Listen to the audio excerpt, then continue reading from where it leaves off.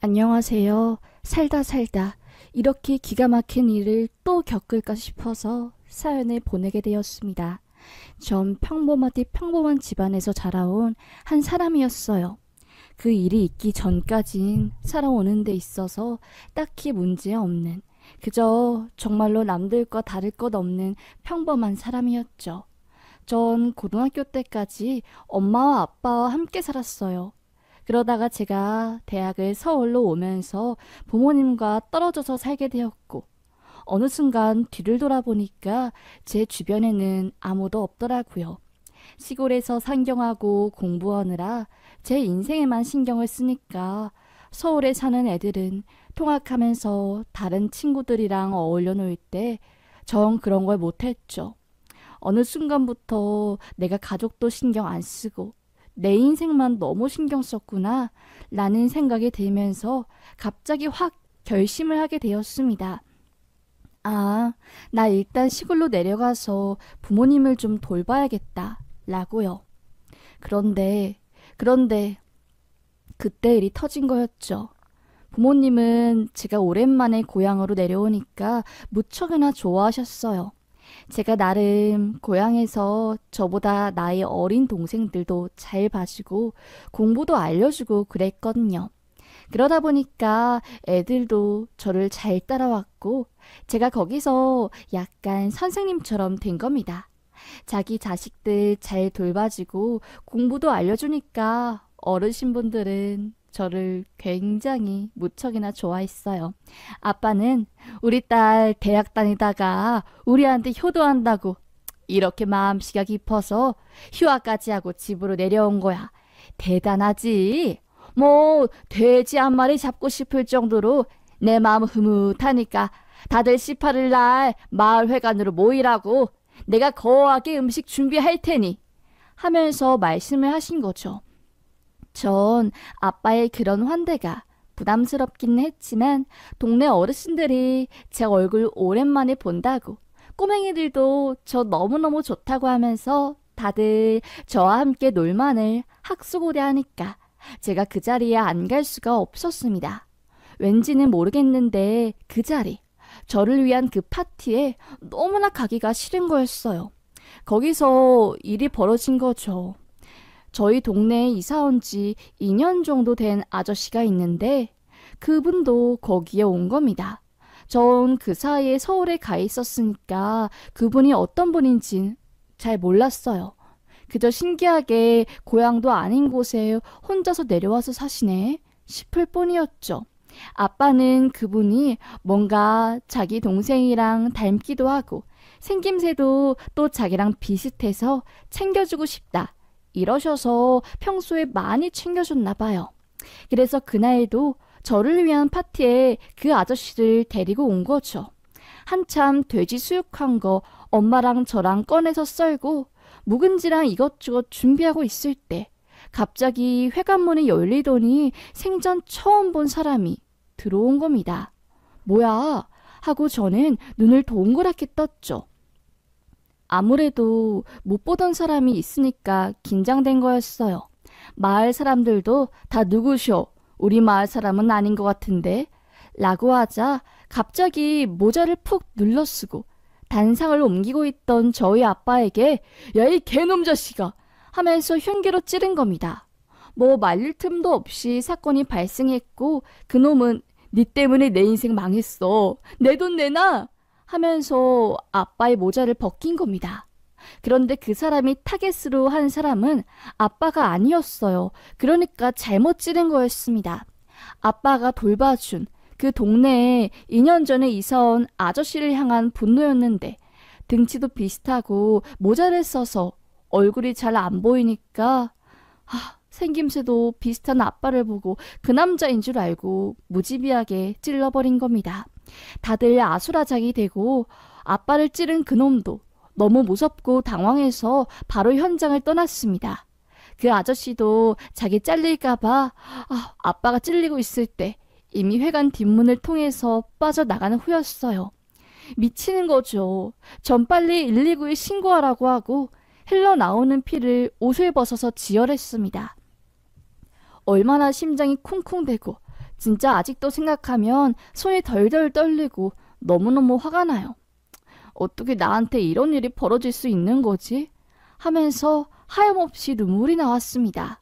치골이니까 구급차가 생각보다 늦게 왔고 이미 출혈량이 너무나 많았던 아빠는 병원에 채 도착하기도 전에 숨이 끊어졌습니다. 모든 것을 잃은 기분이었어요. 앞으로 남은 삶이 모두 부질없구나. 왜 내가 이런 상처를 받아야 하는 거지? 더구나 우리 아빠는 잘못한 것도 없는데 왜 억울하게 죽어야 하냐고 하면서요. 그때 아마 아실 분들은 아실 거예요. 지역 신문에 작게 기사가 났거든요. 그게 저희 아빠 일이었어요. 엄마는 그 일 이후로 실어증에 걸리셨고 정신적으로 충격이 너무나 커서 정상적인 생활을 못 하셨어요. 전과는 완전히 딴판이 되어버린 겁니다. 범인은 감옥에 가게 되었어요. 나중에 들어보니까 저희 마을로 2년 전에 이사 온 남자는 서울에서 엄청 크게 사기를 치고 숲에 걸려서 아무도 연고지가 없는 시골로 내려와서 혼자 살고 있었던 건데 피해자 중 한 명이 수소문 끝에 그 사람이 주소를 알아낸 거죠. 피해자는 저희 아빠 뒤통수만 보고 사기꾼인 줄 알고 그렇게 한 거였고요. 하여튼 이런 일이 생긴 이후로 저희는 그 시골, 그 고향을 떠날 수밖에 없었습니다. 거기 있으면 안 좋은 생각이 끊임없이 들고 아빠의 그 흔적을 머릿속에서 지우지 못할 것 같았어요. 재앙과도 같은 나날들이 지속되었습니다. 그러다가 아빠의 보험금 그리고 나라에서 나오는 위로금 비슷한 것과 이제 실수로 찌른 그 범인이 집안에서 너무나 죄송하다고 하면서 자기네들 재산을 일부 준 게 있는데 그것도 물론 민사를 통해서 받은 거지만요.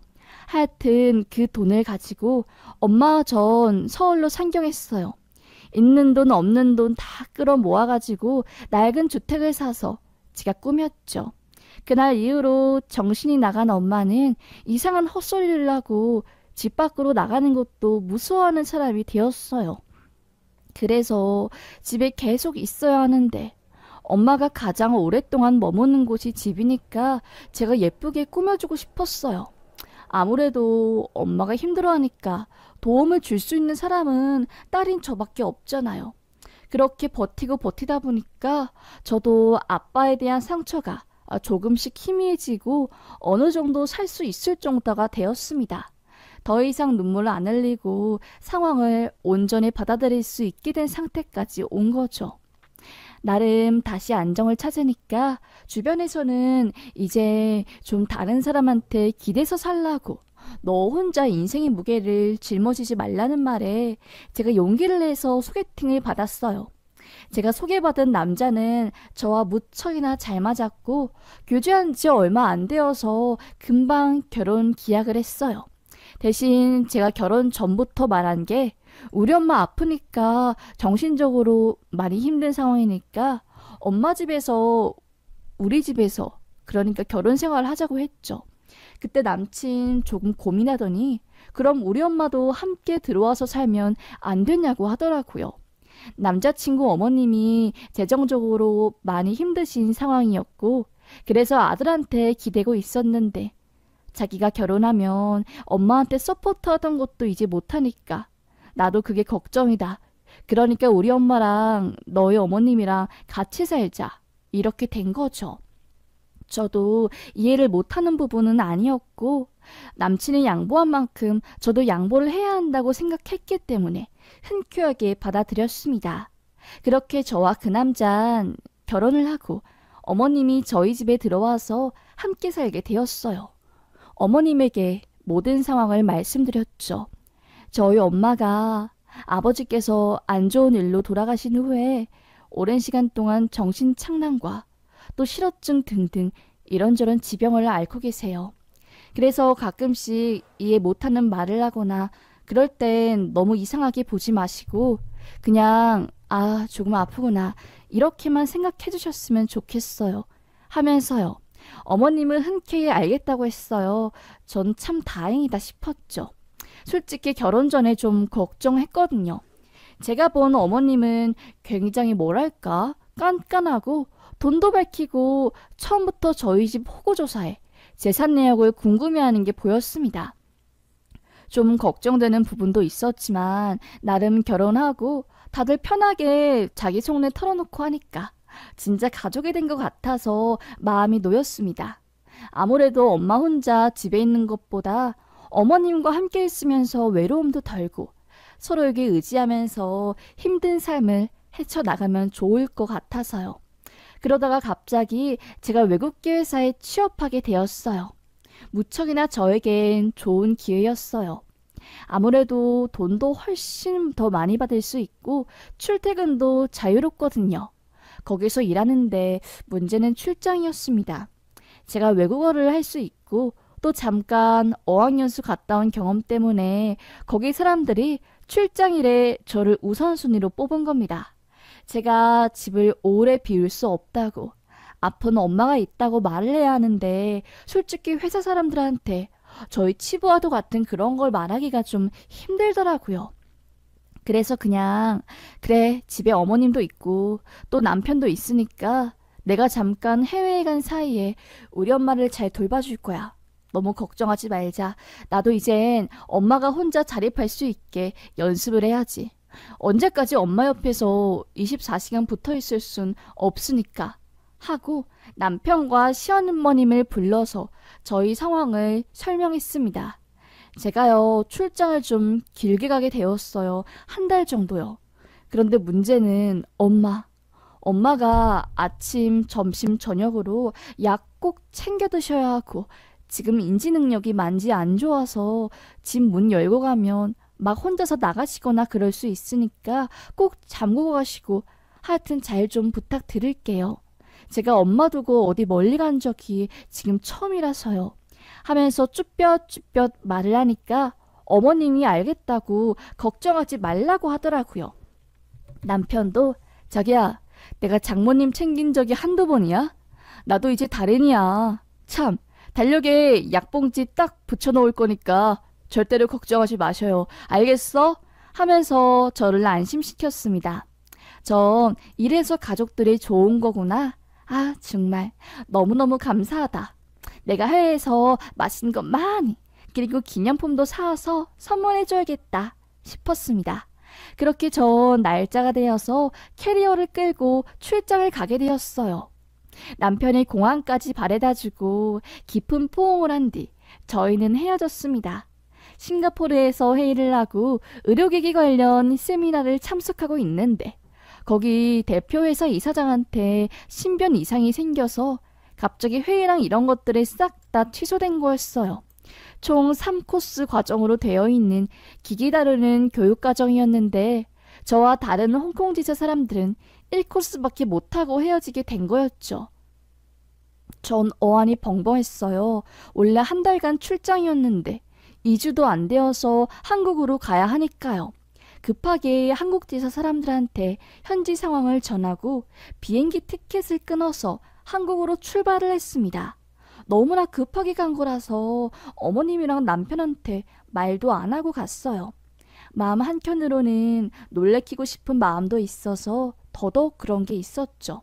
집에 도착하자마자 전 제 눈을 의심했어요. 저희 집 단독주택 마당에 저희 엄마가 쓰러져 있는 겁니다. 너무 놀라서 정말 얼이 빠진 채로 엄마 뭐 하는 거야? 하면서 달려가려고 할 때 마당 뒤쪽에서 나오는 시모가 저를 못 보고 엄마한테 막말을 하는 겁니다. 야, 이 짐승아, 너가 빨리 죽어야지. 이 집이 아들이랑 우리 집이 되는 거 아니야? 나이 먹고 무슨 벙어리처럼 말도 못하고 애도 아니고 엉엉 울고 네 딸은 절대로 집에 안 들어와. 그러니까 집에 기어 들어올 생각하지 말고 빨리 밖으로 나가. 다시는 집에 못 들어오게. 하면서 진짜 귀가 찢어질 듯이 소리를 지르는 거였어요. 전 너무나 황당했죠. 시모가 진짜로 미친 건가? 어떻게 저렇게 두 얼굴을 가질 수 있는 거지? 하면서 어안이 벙벙했습니다. 너무나 화가 나는 상황이었어요. 대문을 활짝 열어놓은 것도 엄마가 자발적으로 집을 나가서 실종되길 바라는 마음에 그런 악독한 짓을 벌인 거였습니다. 무어라 말을 할 수 없을 정도로 착잡했죠. 어머님, 남편 꼭 대문은 잠그셔야 해요. 안 그러면 저희 엄마 밖에 나면 이름도 기억 못해서 실종될 수 있어요. 라고 그렇게 당부를 했는데 오히려 그 당부를 이용해 먹은 거죠. 아, 답답하고 화가 나라 미치죠.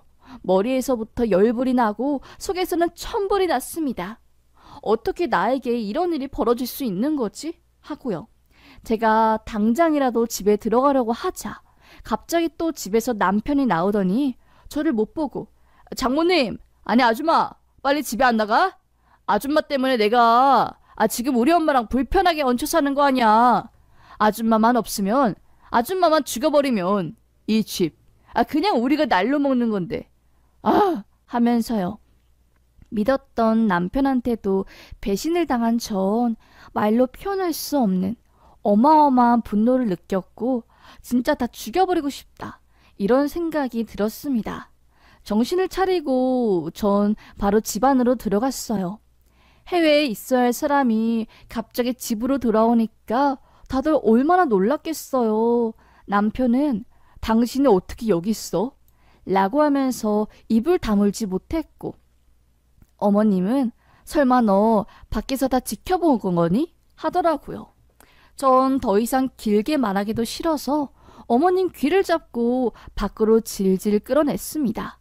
제가 저희 엄마 잘 부탁드린다고 카드도 맡겼는데 저를 완전 호구로 보셨네요. 제가 싱가포르 출장 취소 안 됐으면 아주 한 달 사이에 저희 엄마 스스로 집 나가서 실종된 사람으로 만들려고 한 거죠. 지긋지긋하고 더럽습니다. 당신네들이 그런 기생충 같은 마인드가요. 라고 말했습니다. 어머님은 자기도 찔렸는지 무어라 말을 못하고 그냥 허공만 바라봤고 뒤늦게 남편이 제 꽁무니를 쫓아오면서 자기야 진짜 그런 거 아니야. 제발 오해하지 마. 이거 다 오해야. 진짜로. 하면서 저에게 말을 하더라고요. 전 말 같지도 않는 소리로 핑계대지 말고 니네 엄마랑 니네 둘 다 내 집에서 꺼져. 그리고 형사고소부터 시작해서 내가 할 수 있는 건 모두 다 당신네들한테 해서 복수할 거니까 하면서 집으로 들어가서 남편과 어머님이 물건들을 미친 사람처럼 밖으로 꺼내기 시작했어요. 진짜로 짐승처럼 막 화가 나서 가발이랑 이런 거 다 던졌습니다. 당장 이 물건 가져가라고 하면서요. 남편과 어머님은 저를 조금이라도 신경 건드리면 제가 진짜 가만히 안 둘 게 뻔히 보이니까 쥐 죽은 듯이 자기네들 물건을 가지고 도망갔습니다. 전 좋았죠. 빨리 꺼져주니까요. 하여튼 겨우 마음을 추스리고 잔뜩 겁에 질린 엄마 손을 잡고 바로 병원으로 갔습니다. 엄마의 담당 정신과로요. 엄마는 전쟁을 겪은 사람처럼 트라우마가 심한 상태였어요.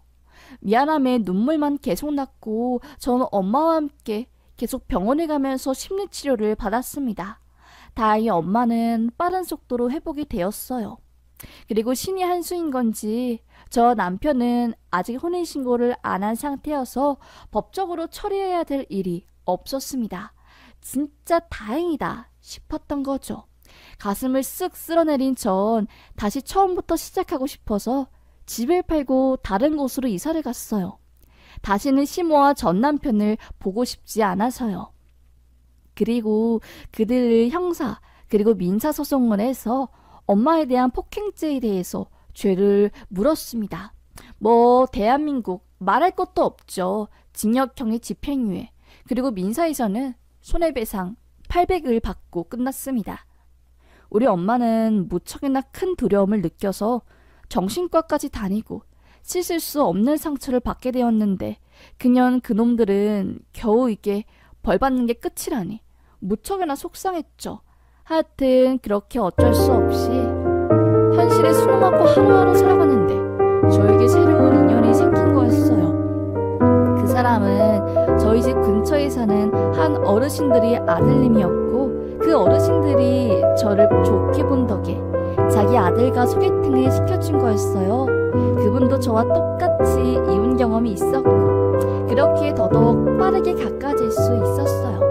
빠르게 가까워진 저희는 아무래도 재혼은 좀 부담스럽고 영원한 동반자가 되기로 기약은 하되 1분 거리에 집이 있으니까 각자의 집에 살면서 서로에게 부부처럼 하기로 했죠. 조금은 신기하죠? 그 남자는 검사 일을 하고 있었거든요. 저에겐 굉장히 과분한 사람이었고 그래서 더더욱 그 남자가 믿음직한 건 사실이었어요. 그리고 또다시 재혼을 했다가 나중에 이혼하게 되면 재혼마저 실패한 여자가 되긴 정말로 싫더라고요. 하여튼 그러한 관계를 이어가고 있는데 갑자기 그 남자가 저에게 말하는 겁니다. 사건에 대해서요. 무슨 모자 사기단 같은 애들이 있는데 이번에 크게 걸려서 복역을 하게 될 것 같다. 자기가 영장 청구는 했는데 어찌 될지 모르겠다 하면서 막 설명을 하는데 순간 뒤통수가 쎄한 겁니다. 전 남편과 전 시모의 이름을 대면서 혹시 이 사람들 아니야? 라고 하자 그 남자가 헐 맞아. 당신이 그 사람들 이름을 어떻게 알아? 하면서 저에게 말하더라고요. 전 너무나 황당해서 어안이 벙벙했죠.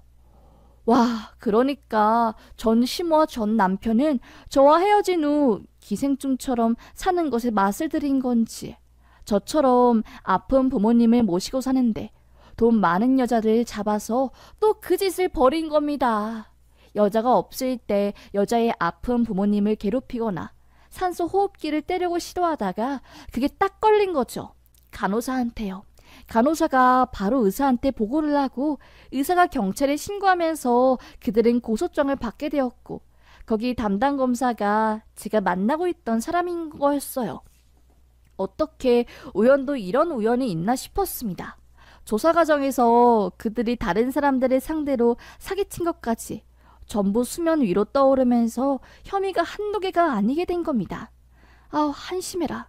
하여튼 그 남자는 저의 이야기를 듣자마자 무척이나 분노하면서 당신과 장모님을 그렇게 힘들게 만든 연놈들이 이 사람인 거냐고 하면서 막 화를 냈고 자기가 이번 일 절대로 넘어가지 않고 관련 판례 찾아서 가장 형벌 센 것을 줄 거라고 하더라고요. 다행이다 싶었던 거죠. 하여튼 나중에 남편한테 들어보니까 전 시모와 전 남편 사기 쪽이 아니라 살인미수 혐의가 적용되었더라고요. 아무래도 산소 호흡기를 떼려고 한 그 행위 자체가 굉장히 심각한 사안으로 법정에서는 받아들였다고 하는 겁니다. 제가 그때 속으로 든 생각이 역시 저렇게 본성이 나쁜 놈들은 자기 행동으로 자기 불구덩이를 들어가는구나. 굳이 내가 복수를 할 필요 없겠어. 정말 너무너무 한심하고 또 한편으로는 시원 통쾌하다. 평생 전 시모와 전 남편에게 우리 엄마가 당한 만큼 복수하고 싶었는데 죽기 전에 그 복수가 가능할까 싶었는데 결국엔 가능하구나 하면서요. 현 남편 덕분에 전 그들이 자멸하는 과정을 아주 신랄하게 지켜볼 수 있었어요. 법정에서 징역형을 받자 시모와 남편 판사한테 빌고 제발 봐달라고 아주 생난리를 쳤다고 하더라고요. 참 웃기지도 않습니다. 그냥 너무나도 그들이 한심스러웠어요. 내가 그 남자를 한때 사랑했다는 것 자체가 저에겐 너무나도 바보 같은 순간이었습니다. 그들에게 복수 아닌 복수를 끝내게 된 전 더더욱 엄마에게 전념했어요. 엄마는 저희 집중적인 서포트에 병원을 여러 군데 다니면서 치료를 받게 되었고 전보다 훨씬 더 정신적으로 안정되고 불안 증세도 없어지면서 삶이 훨씬 더 안정되게 되었습니다. 진짜 좋았어요. 참 마음이 따뜻해졌습니다. 결국 선한 사람이 이기는구나 하고요. 그때 든 생각이 뭐냐면 아무리 내가 힘들어도 우리 가족만큼은 내 손으로 챙겨야 하는구나. 아무리 남이 가족이라고 생각해도 진짜 피 섞인 가족과는 다르구나 했습니다. 오히려 전 이번 일을 통해서 잃은 것을 생각하는 게 아니라 얻은 것을 생각하면서 생각의 전환을 가지게 되었습니다. 그러다 보니까 어떤 어려움이 있어도 이젠 헤쳐나갈 수 있을 것 같아요.